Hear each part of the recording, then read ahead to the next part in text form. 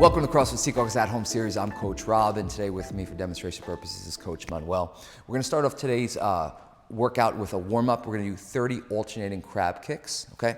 So when we do our alternating crab kicks, this is a movement that's going to be relatively new. We're going to sit down on the floor. We're going to make sure that we have our arms straight and both of our palms firmly planted on the floor, as well as both of our legs, both of our feet firmly planted on the floor with our knees slightly bent. We're going to bridge up our hips. Then what we're going to do is we're going to reach across our body, opposite arm, opposite leg, and we're going to try to touch our toes, okay? So we're balancing on just 2 points here, all right? So each repetition, every time you touch your toes, is going to count as one rep.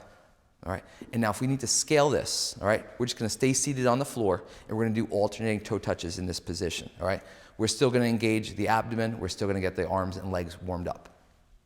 30 total. Then we're gonna do some functional strength today. 4 rounds, all right? We're gonna go through these movements one at a time. We have a range of repetitions based on how heavy your dumbbell or your kettlebell is at home, okay? We're gonna start with 5 to 10 per arm of single arm Arnold presses, okay? When we do the Arnold press, we're going to have our arm bent, all right? And we're gonna have the kettlebell or dumbbell directly in front of us. It's not gonna be resting on anything.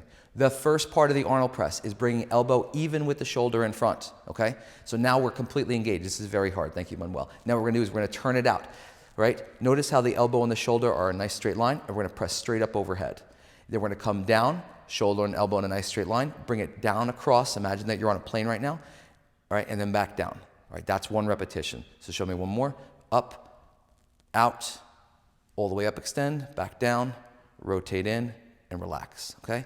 So we're gonna do 5 to 10 on one arm, all right, for that cycle, all right? The next movement is going to be a standard curl. We're gonna start with our palm facing the ceiling, gripping the dumbbell nice and tight, and we're just gonna contract the bicep. Notice how it's smooth control and deliberate motion, all right?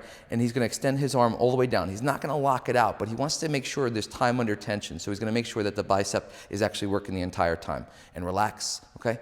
And so when you're doing any single arm stuff, you wanna make sure that everything is engaged, your core, and you're standing up nice and straight. You don't wanna lean to one side. Try not to use any momentum on this, okay? Then we're gonna take the dumbbell straight up overhead, okay? Then elbow close to the head again, just like we would for overhead pressing, and we're gonna extend that arm, working the triceps straight, okay? Bring it back down. It's important that the dumbbell drop just below the elbow, okay? Because then you're getting a full stretch on the major long head of the triceps, all right? And relax, all right? Then we're gonna do a bent over row. You were gonna bend over at just shy of 90 degrees, okay? And then you're going to take the dumbbell from your straight arm, and you're just gonna drive that elbow back, all right? Extend straight and then drive the elbow back. Notice he has a straight line from his shoulders to his hips, okay? If you prefer to do this between your legs, you may, all right? Whatever's more comfortable for you, all right? So you're gonna finish your 5 to 10 on one complete side, you're gonna rest a minute, all right? Then you move to the other side, all right? So it's 4 rounds, it's gonna be 1 round on one side, rest a minute, 1 round on the other side, all right? And so we're hitting those 4 times total, okay? Then we're going to 10, 20, 30, 40, 50, 40, 30, 20, 10. It's an ascending and descending ladder or a pyramid.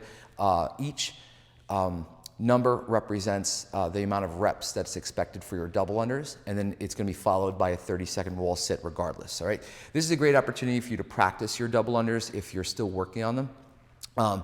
So when we do the 10 double unders, all right, if you're still working on your double unders, right, really just take this time to practice them and to hone that skill. If you need to and you want to get through this a little faster, you can take the number, multiply it by 2, multiply it by 3. It's going to be completely up to you. Or you could divide that number by 3, and that's how many double unders in a row we would expect you to get. And then every round of double unders is going to be immediately followed by a wall sit. Okay, so we'll come over to the wall. All right, any wall that you don't mind damaging a little bit, okay, you're going to sit against that wall. Okay, chest up, shoulders back, and your arms are going to be free. We don't want to brace, okay? And the idea is to have the knees and the hips about the same level. This will ensure that the quad is completely engaged as we press through the floor. 30 seconds total, and then you're going to go back to your jump rope. Okay, so functional strength followed by the double unders and wall sits. If you're doing those double unders straight through, your heart rate's going to be racing the entire time you're doing those wall sits. It's going to feel like you're not resting. If you're practicing your double unders, this is plenty of time to really hone those skills. If you have any questions about this or anything else, please feel free to contact us. Take care.